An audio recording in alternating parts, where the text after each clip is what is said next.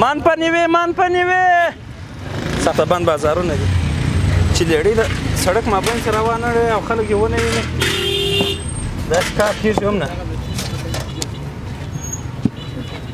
کومه دي ګراکان کومه دي غټې غټې پټاټې مخ ته کړو تر څو کار سره برابر سي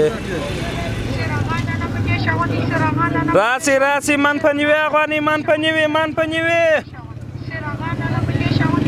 نامیانې پټاټې تکې ژړې پټاټې راځي نصیب خورې به وړې من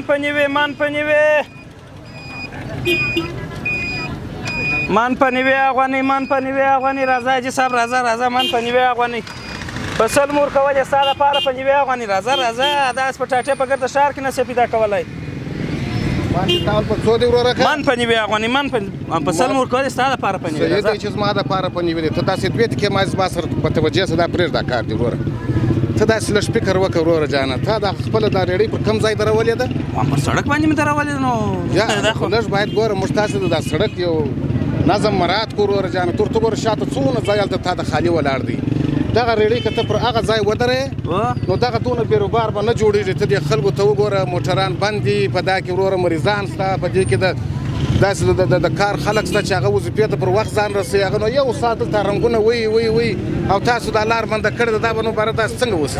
دا کم انصاف دی او حاجي صاحب لېړۍ مې هلته درولې وه یوه پټاټه نه خرڅېدله دا خو زموږ ښار دی دا مې نو دوی چې بې نظمي جوړوي دا خو نو زما مشکل نه دی نو اوس پټاټې غواړې او که ځې رش مه جوړوه وروره زه دا نه درته وایم که ته یې ګوره که ته داسې بې نظمي جوړه کړې یا بل یې ستا و مخ ته درئ ستاسې دي د شادۍ عریفتوب چې تاسې یې کوئ یو د بله ته دا سړک ته وګوره دې خلکو ته وګوره دې مسلمانانو ته وګوره دې موټرانو ته هلته قرار پر هغه ځای باندې ودروه خیرات وسي وروره خدای به دې هم رزق درکړي خدای په رزق کې برکت در واچوي تاسې ولې ناکده دا خپل د ښار نظم داسې خرابوئ وروره وروره یوازې ما لېړۍ نه ده مخته کړې ته داسې وګوره ګور د لېړۍ انځور راته مخته کړي دي دا خپل ښار مې دی او بیا خلک وروره بازار دی خامخا راشي کش جوړېږي نو ته چې اول وارې دي بازار ته راغلی که څنګه ته ګوره زما وروره زما اول وارې نه دی ستا قربان سمه ته که دا ریړۍ دې پر هغه ځای ودرې هم تا ته الله پاک هلته رزق درکوي او دلته چې اول زه یم ته د سړک پر مابین ولاړې پټاټې خرڅه لوی غرغړې دي کښلې دي وروره خلک هم په عذابېږي خلک هم په تکلیف کېږي وروره اول چې زه سم ستاسو سودا زه نه کوم چې هلته ښه سم ځای ولاړ نه یې زه ستاسو سودا څنګه وکړم ته دې خلکو ته وګوره دې رش ته وګوره دې دغه ته وګوره دې مسلماني د وروره نه کې د خپل ښار د خپل سړک یو دغه خیال خو وساتو وروره سره منظم یې کړو وروره پر دغه باندې هم تاسو ته درد درځي اول ته ماته دا ووایه دلته چې تا ته ګراک ودرېږي دا دی زه دلته درته ولاړ یم موټرسایکلان هم راسه موږ دي موټران هم راسه موږ دي ګوره ستا قربان سمه تاسې داسې وکئ هغه د خپل ګوره خالي ځایونه ستا د خپلې ریړۍ دا ګاډۍ مو هلته دروئ چې الله پاک سره رزق درکوئ پر هغه ځای کې هم درکوي سمه ده وروره دلته ګوره دا سړک ته دې رش ته وګوره دې مسلمانانو ته وګوره ما تا ته وویل چې په دې کې ګوره مریض هم شته په دې کې سیاسر شته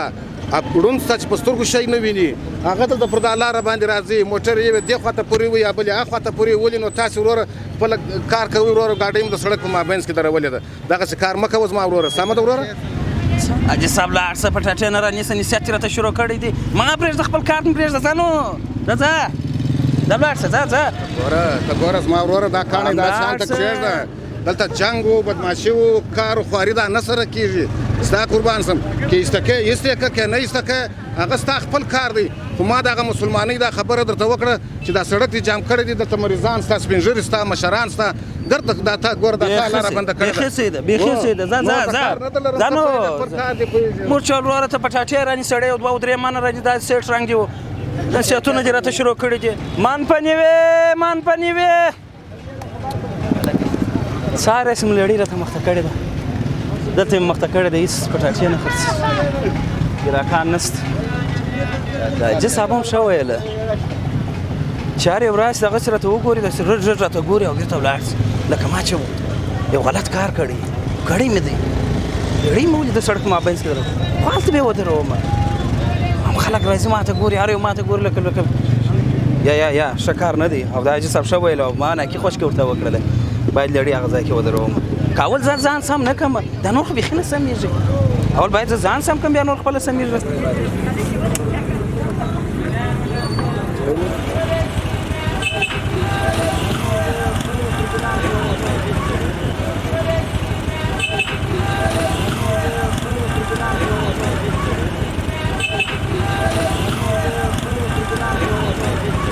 درنو هیوادوالو دا پیغام تاسو ته د کندهار ښاروالۍ لخوا وړاندې سو